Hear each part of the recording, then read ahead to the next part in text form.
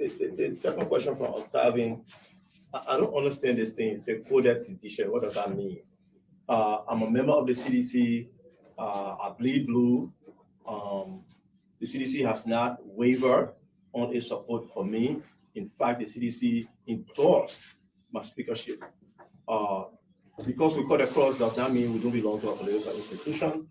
We belong to a political institution, and it is because we belong to a political institution that we cut across to bring others of like mind to be able to perform the task of the people.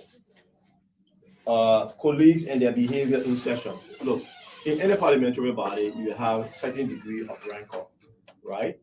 But the public has had the opportunity to judge my leadership style in presiding. I don't think I've had, during any time that I've presided, any event so rancorous that we were not able to control it. I don't think it will be any different, but I don't think you will see the kind of rude, dramatic outbursts, because I think part of what happens in legislative debate is give everyone the opportunity to speak, give everyone the opportunity to put on the agenda what he wants to.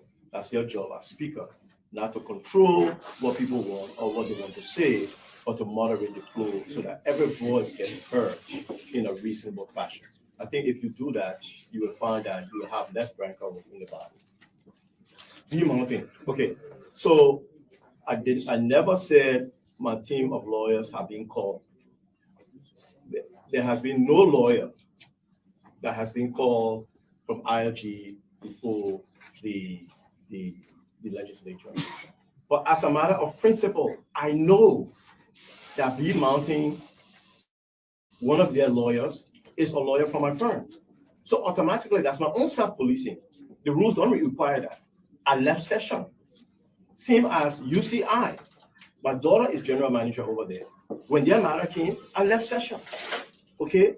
I do that as a matter of principle.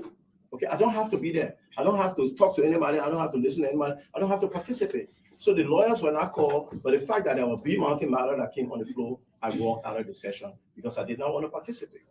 That is how I have behaved. And so I'm shocked that somebody would say I have come and have represented.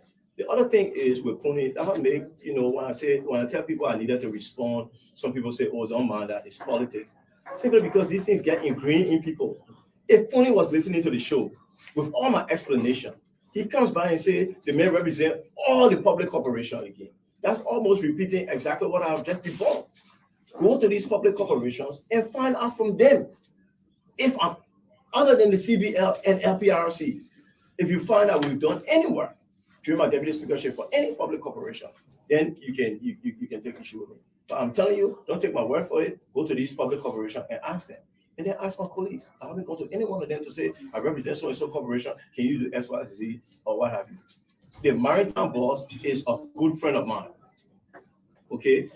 He doesn't need to retain me for me to give him one or two legal advice when it comes to maritime, because I work for them. I mean, I was retained for them in 2009, 10, and 11. Okay? No, I'm sorry. Yes, 2009 to 11. So my association with them, not only institutionally from institutional memory, also comes from my friendship. Eugene Amway is my friend. So when you see him with me, it doesn't mean to say I represent him. The late Euron Cohen was a friend. Okay, I never represented him. Pierre Ntoe represents Liska. So Euron Cohen was a friend. Okay, a friend who I grieved when he died. When you see me with these people, you automatically assume I'm their lawyer. I'm not. I'm allowed to have friends. I'm allowed to have associates. So I just wanted to clarify those on the record. Okay, thank you, Mr. David. Speaker, we'll go back to the telephone lines. We'll begin from here, 07775777475. Good morning, good afternoon. Good afternoon. Good afternoon.